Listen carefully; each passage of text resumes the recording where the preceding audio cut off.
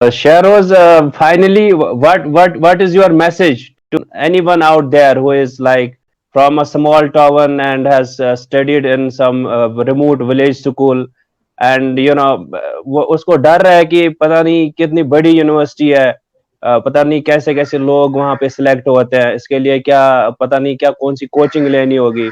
We are talked on this before, but आपका क्या message रहेगा एक clear and to the point, whether it is possible for them to actually dream about getting into JNU and actually making it happen, getting into JNU. Please share your message. आदाब दोस्तों। Last video मैंने AMU entrance पे डाला था कि वहाँ पे जो एंट्रेंस एग्जामिनेशंस हैं 2021 के वो स्टार्ट हो रहे हैं, और बहुत सारे स्टूडेंट्स ने कमेंट्स में पूछा था कि इस एंट्रेंस को कैसे क्रैक करना है। तो इसी के रिगार्डिंग मैंने एक स्टूडेंट के साथ बात की है जिन्होंने एक्चुअली अलीगढ़ मुस्लिम यूनिवर्सिटी से अपनी जो स्कूलिंग है 11th-12th क्लास की है। Currently speaking from JNU and let's see what he has to say. अस्सलाम वालेकुम। जी अस्सलाम वालेकुम, good morning. Good morning sir. आप अपने बारे में बताइए पहले कि आप कहाँ से आते हैं, और आपने जो अपना जो पहले आपका AMU में जो है +2 का आपने वहां से पढ़ाई की है, and then you made it to JNU। तो यस ब्रीफली यस आप प्लीज हमें हमारे व्यूवर्स को बताएं कि आपका कहाँ से स्टार्ट हो गया। जी, मेरा घर वेस्ट बंगाल स्टेट में है। एक छोटा सा गांव जिसका नाम निहालपुर है, और ये उत्तर दिनाजपुर डिस्ट्रिक्ट वेस्ट बंगाल में ओके। आता है। और मेरा स्कूलिंग जो है यहीं पे, क्लास 10 तक यहीं पे हुआ। फिर मैंने डिसाइड किया कि मुझे सेंट्रल यूनिवर्सिटी जाना है, जामिया हो या हम्म। अलीगढ़ हो। तो फिर हमने हम्म। एंट्रेंस दिया और वहाँ पे हमारा सिलेक्शन हुआ, और हमने +2 किया इन ह्यूमैनिटीज स्ट्रीम। अच्छा अच्छा। फिर जी, और जी फिर जी। हमने अभी अपने फर्दर स्टडीज के लिए फिर हमने सोचा कि हम और आगे जाके फिर कोई और यूनिवर्सिटी में देखते हैं जहाँ पे हमें अपना अपना डिसाइडेड सब्जेक्ट और हम्म। एक स्ट्रीम मिले जिससे हम आगे का हम्म। तैयारी वगैरह कर सकें। तो फिर हमने हम्म। डिसाइड किया कि हम BA इन फॉरेन लैंग्वेज करेंगे। तो फिर हम्म। हमने तैयारी किया, और फिर से हमने एक एंट्रेंस क्लियर किया जवाहरलाल नेहरू हम्म। यूनिवर्सिटी का। तो अभी हमारा BA third year last semester चल रहा है, और अभी फाइनल एग्जाम्स होने वाला है JNU में। BA इन रशियन जी, रशियन लैंग्वेज। जी, पहले तो हम आपको कॉन्ग्रेचुलेट करेंगे कि आप वेस्ट बंगाल के एक छोटे से गांव से आके आपने ये सोचा कि मैं किसी सेंट्रल यूनिवर्सिटी जैसे AMU में और उसके बाद JNU में मतलब पढ़ाई करूं, और आपका जो ये सपना है आपने अपनी मेहनत से हार्ड वर्क से इसको रियलाइज किया है, अपने ड्रीम को। तो we wish you all the best, आप आपकी फर्दर स्टडीज के लिए, आपके एस्पिरेशंस के लिए। तो शहरोज, थैंक यू सर। क्या, हाँ हाँ, क्या आप हमारे व्यूवर्स को बता सकते हैं कि अगर वो किसी भी स्कूल से पढ़े हैं, किस चाहे गांव से हो शहर से हो, क्या वो इस एंट्रेंस को जो AMU का है या फिर जवाहरलाल नेहरू यूनिवर्सिटी का है, ये एंट्रेंस वो क्वालिफाई कर सकते हैं, और उस इसके लिए उन्हें क्या क्या चाहिए? मैं तो एक सजेशन दूंगा, जो भी कोई भी बोर्ड से हो या कोई भी स्कूल से भी हो या कोई गवर्नमेंट स्कूल से भी हो, मैं तो बोलूंगा कि अगर आप लोग अपने गोल पे फोकस्ड हैं, तो इट डजेंट मैटर कि आप कौन से बोर्ड से हैं या कोई स्कूल से हैं।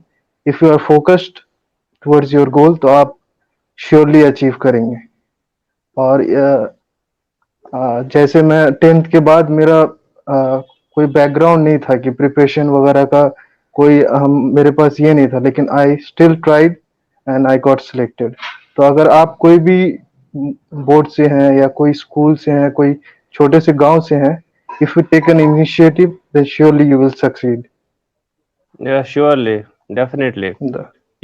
Sharoz, you have proved it, and you stand as an inspiration to other students who are from, you know, the backward communities or the areas which are not where atmosphere is not that much conductive towards, you know, where one can dream big or think of going to universities like Aligarh Muslim University.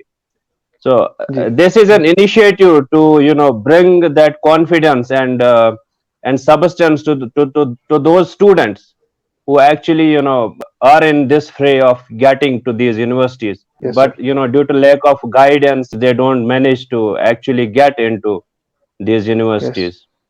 Yes yes yes sir so Shahroz, आप हमें बताएं कि AMU के लिए जो है 11th class के लिए जो एंट्रेंस होता है उसके लिए स्पेसिफिक एक गाइडलाइन क्या है, मतलब कौन सी बुक स्पेसिफिकली आपको पढ़नी है और कैसे पढ़नी है ताकि आप सिलेक्ट हो सकते हैं?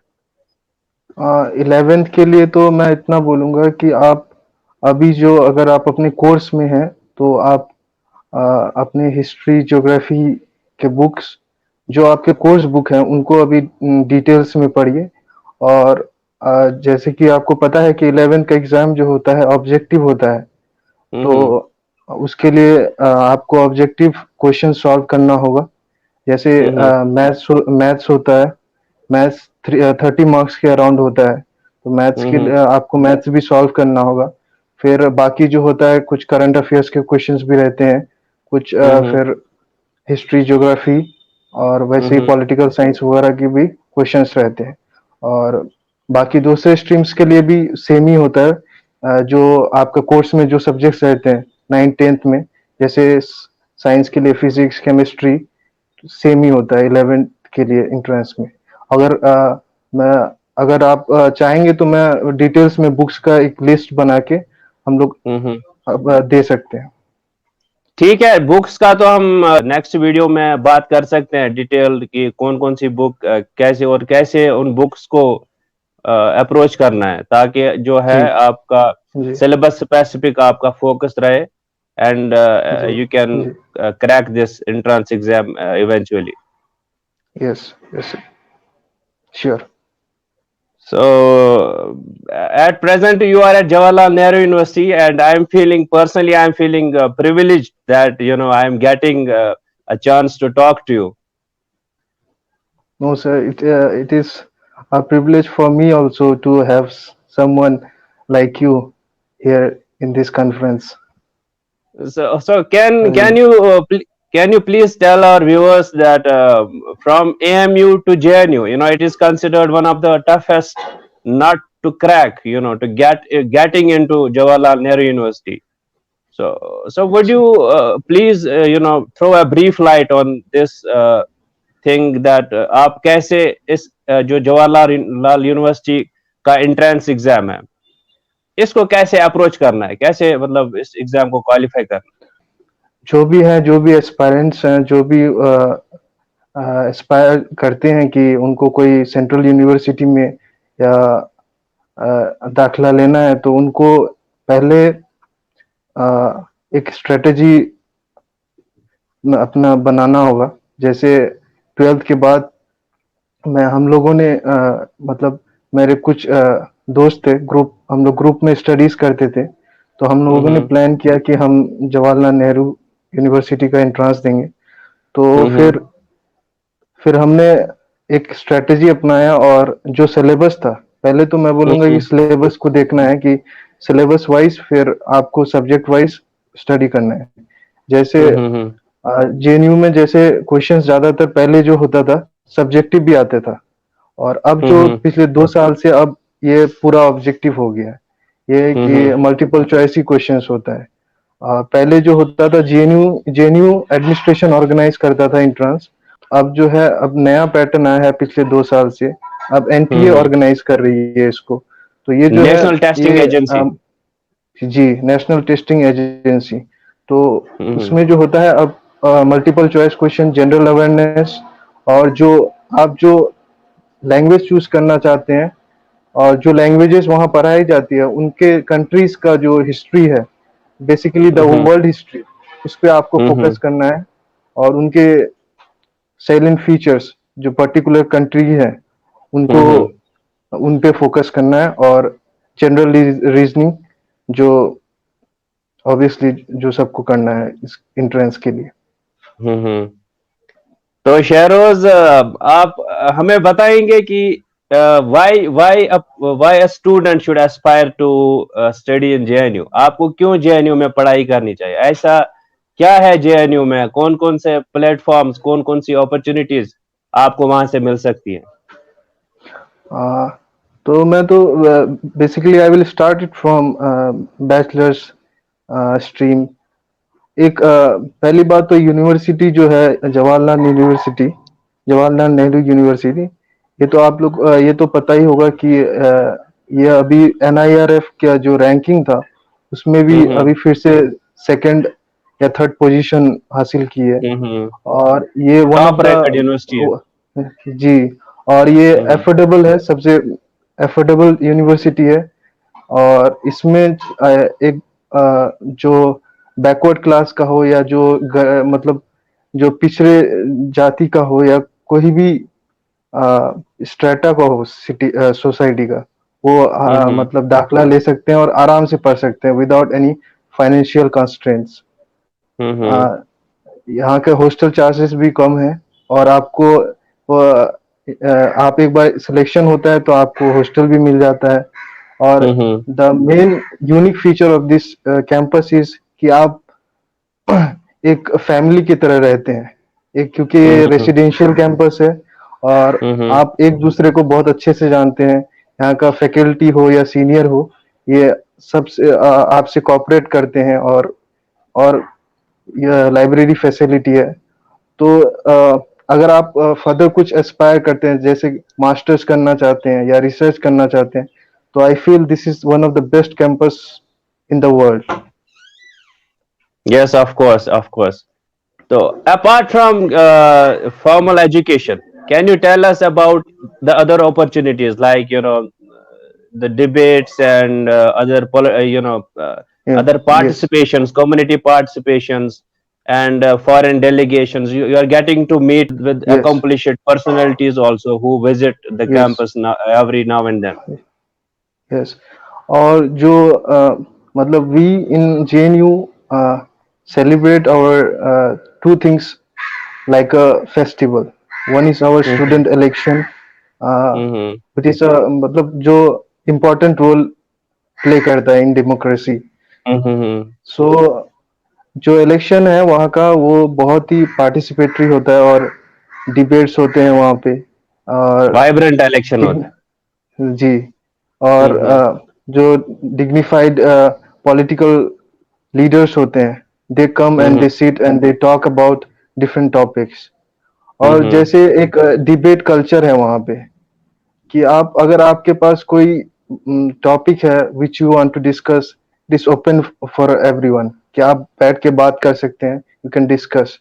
मतलब वहाँ का जो कल्चर है वो स्मॉल इंडिया को Mhm, रिप्रेजेंट करता है। You will see mhm. Every एक पीपल फ्रॉम एवरी स्टेट। एक या प्लूरैलिटी को रिप्रेजेंट करता है, यूनिटी एंड डाइवर्सिटी को रिप्रेजेंट करता है। जी, जी, जी।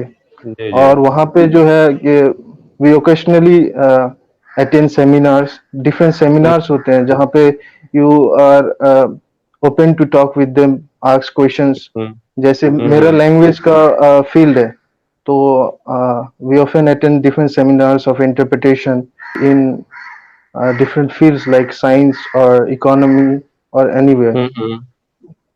ओके। तो ये हाँ, तो इन्वायरमेंट जो है वहाँ का बहुत ही अच्छा है, और एक एफोर्डेबल और एक बहुत ही अच्छा यूनिवर्सिटी है।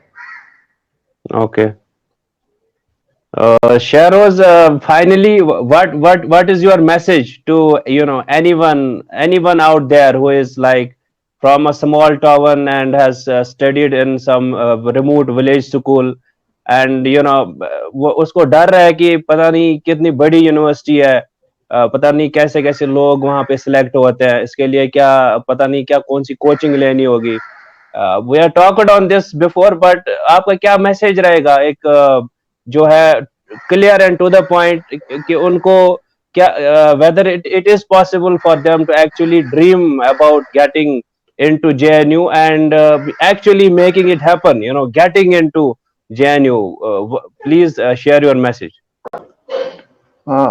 First of all I will say कि आप अपने गोल पे फोकस्ड रहिए, तो the very force will keep you getting towards your goal. अगर Mm-hmm. आप एक बार फोकस्ड रहते हैं कि अगर आपको Mm-hmm. जाना है central university, so it will the whole society और द होल जो एक यूनिवर्स है, it will try to help you. तो Right.